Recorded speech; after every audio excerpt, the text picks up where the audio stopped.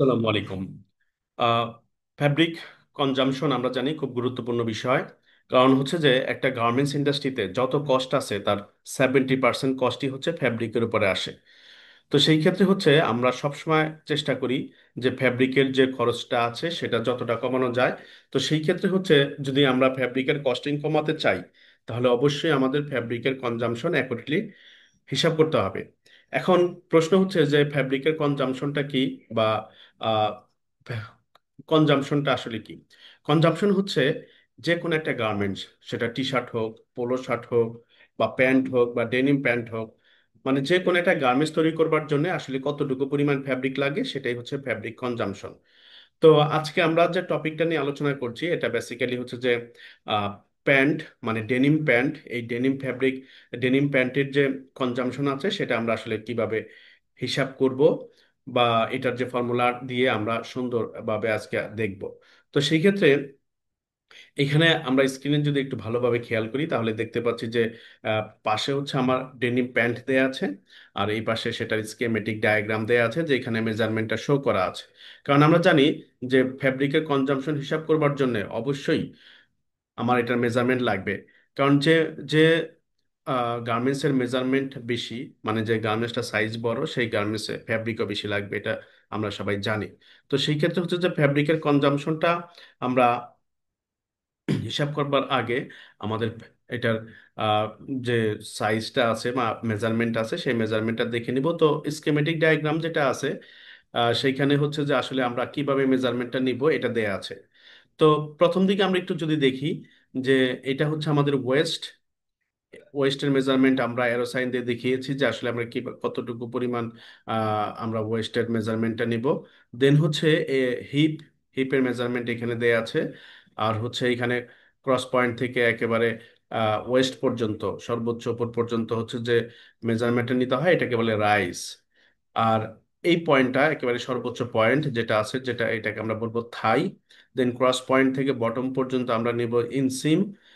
দেন দেন হচ্ছে একেবারে ওয়েস্ট থেকে বটম পর্যন্ত আসে আউটসিম। এখন এখানে আউটসিমের মেজারমেন্টটা কিন্তু আমরা বটম থেকে একেবারে ওয়েস্ট পর্যন্ত নিব, আর ইনসিমের মেজারমেন্ট আমরা হচ্ছে ক্রস পয়েন্ট থেকে বটম পর্যন্ত নিব।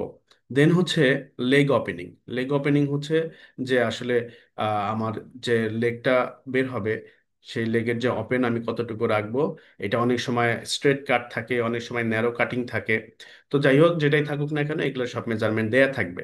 তো সেই ক্ষেত্রে হচ্ছে যে আমরা এইখানে যে মেজারমেন্টের সিস্টেম আছে সেই সিস্টেমটা যেরকম দেয়া আছে আমরা এটা এভাবে মেজারমেন্টটা নেব। যদিও আমাদের বাইরে থেকে মেজারমেন্ট আগেই বলে দেয়া থাকবে, তো সেই ক্ষেত্রে যেহেতু আমাদের আগেই মেজারমেন্টটা বলে দেওয়া থাকবে যখন আমরা অর্ডারটা নেব, তখন সেই ক্ষেত্রে হচ্ছে আমাদের একেবারে ডাইরেক্টলি বাইরের যে স্প্যাক শিটে যে মেজারমেন্টটা দেয়া আছে সেই মেজারমেন্ট অনুসারে ডাইরেক্টলি আমরা কনজাম্পশনে চলে যাব, বা কনজাম্পশন ক্যালকুলেশনে চলে যাব।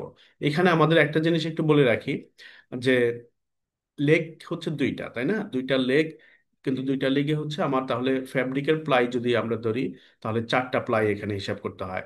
তারপর এখানে আমাদের পকেট আছে, ব্যাক পকেট থাকবে, ফ্রন্ট পকেট থাকবে। তো পকেটিং এর ফ্যাব্রিকের হিসাব করতে হবে। তাহলে আমাদের কনজাম্পশন করবার আগে বা কনজাম্পশন করবার সময় আমরা টোটাল ফ্যাব্রিকের যে আহ, কতটুকু লাগে ওইটা, সাথে হচ্ছে আমরা পকেটের যে পরিমাণ ফ্যাব্রিক লাগে, তারপর হচ্ছে এই যে এইগুলাকে বলে বেল্ট লুপ, বেল্ট লুপের যে পরিমাণ ফ্যাব্রিক লাগে সব এই 3 ধরনের ফ্যাব্রিক আমরা যদি যোগ করি তাহলে আমাদের টোটাল কনজাম্পশন বের হয়ে আসবে। এখন ফর এক্সাম্পল হচ্ছে আমাদের সাপোজ আমাদের আহ, এরকম মেজারমেন্ট দেয়া আছে, তবে আমরা যে ফ্যাব্রিক থেকে ফ্যাব্রিকের কনজাম্পশন হিসাব করব সেই ফ্যাব্রিকের উইথ দেয়া আছে ফর এক্সাম্পল 59 ইঞ্চ। যে কোনো উইথ দেয়া থাকবে, উইথ হতে পারে 60 ইঞ্চ, হতে পারে 62 ইঞ্চ হতে পারে। তবে আমরা এতটুকু মনে রাখবো যে যদি ফ্যাব্রিকের উইথ বাড়ে তাহলে আমার ফ্যাব্রিকের লেন্থের দিকে কম লাগবে। তো সেই ক্ষেত্রে হচ্ছে ফ্যাব্রিকের উইথ খুব গুরুত্বপূর্ণ, কারণ আমি যেহেতু oven fabric, specially denim fabric, এটা কিন্তু আমি গজে অর্ডার করব। তো আসলে কত গজ অর্ডার করব ওটা ডিপেন্ড করবে হবে, ওটা ডিপেন্ড করবে আমার পার পিসে কি পরিমাণ ফ্যাব্রিক লাগছে, সাথে হচ্ছে আমার কত পিসের অর্ডার আছে, সবকিছু মাল্টিপ্লাই করে এটা বের করতে হয়। তো এখন যদি ফ্যাব্রিকের উইথ বেশি হয় তো সেই ক্ষেত্রে হচ্ছে যে আমার কিন্তু ইয়ার্স ইয়ার্স যেটা আছে বা ইয়ার্ডের পরিমাণ কিন্তু কম লাগবে। তো সেই ক্ষেত্রে হচ্ছে ফ্যাব্রিকের উইথ খুব ভাইটাল রোল প্লে করে। সাপোজ এখানে আমরা ধরে নিচ্ছি আমরা যে ফ্যাব্রিক দিয়ে কনজামশনটা করছি সেই ফ্যাব্রিকের উইথ হচ্ছে 59 ইঞ্চ। এখন আমরা একটু আগে যে ওয়েস্টটা দেখেছি, এটাকে হাফ ওয়েস্ট সার্কুলার নেওয়া হয়েছে, মানে আমরা পুরো ওয়েস্টটা যদি নেই তাহলে ফুল ওয়েস্ট হবে। তো ফুল ওয়েস্ট না নিয়ে আমরা একেবারে ডেনিম প্যান্ট আমরা একেবারে ধরেন একটা টেবিলের উপর বিছিয়ে নিয়ে তারপরে আমরা পুরোটা নিয়েছি, কিন্তু আমরা তো সার্কুলার করে নেইনি, তার জন্য এটাকে বলেছে হাফ ওয়েস্ট সার্কুলার। এটা আমরা ধরে নিচ্ছি 46 সেন্টিমিটার হবে, সাথে আমরা 8 সেন্টিমিটার সিম অ্যালাউন্স আমরা অ্যাড করবো এখানে। তাহলে আমাদের ওয়েস্ট সার্কুলার হচ্ছে 46 সেন্টিমিটার প্লাস 8, তাহলে 54 সেন্টিমিটার আমাদের হচ্ছে আহ ওয়েস্ট সার্কুলার কতটুকু নিতে হবে সেটা আমরা পেয়ে যাচ্ছি। দেন ফ্রন্ট রাইজ যেটা আমরা দেখেছি যে ক্রস পয়েন্ট থেকে ওয়েস্ট পর্যন্ত মেজারমেন্ট, এটা হচ্ছে 28 সেন্টিমিটার, যেখানে যেহেতু ইনক্লুডিং ওয়েস্ট বেল্ট, মানে ওয়েস্ট ওয়েস্ট ইনক্লুড করা আছে এখানে, ওয়েস্ট ইনক্লুড করা আছে একেবারে ক্রস পয়েন্ট থেকে ওয়েস্ট একেবারে উপর পর্যন্ত, এটা এখানে বলে দেয়া আছে। তো তাহলে এখানে 28 সেন্টিমিটার প্লাস আমি সুইং অ্যালাউন্স 8 যোগ যোগ করে নিচ্ছি, তাহলে আমার 36 সেন্টিমিটার হলো। দেন থাই যেটা আছে, যেটা আমরা একটু আগে দেখে আসছি ইমেজে, তো থাইটা হচ্ছে 36 সেন্টিমিটার ছিল হাফ থাই, সাথে আমরা 6 সিএম অ্যালাউন্স যোগ করব, তাহলে আমার 42 সেন্টিমিটার হলো। দেন ইনসিম লেন্থ যেটা আছে, ইনসিম লেন্থ হচ্ছে আমাদের এখানে 82 সেন্টিমিটার, এইটা আমরা 82 ধরে নিব, এখানে একটু ভুল হয়েছে।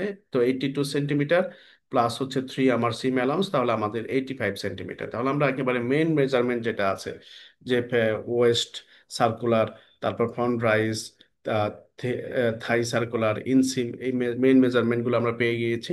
এখন এইখান থেকে আমরা কনজাম্পশনটা ক্যালকুলেশন করব।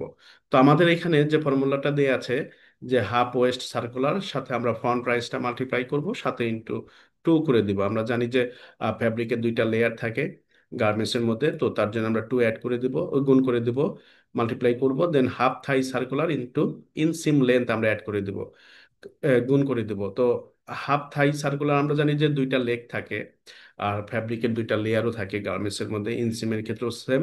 তো সেই ক্ষেত্রে হচ্ছে 4 দ্বারা মাল্টিপ্লাই হবে, সাথে হচ্ছে 36 দ্বারা ডিভাইড করতে হবে, মূলত এই কারণে যেহেতু আমাদের আহ, এ-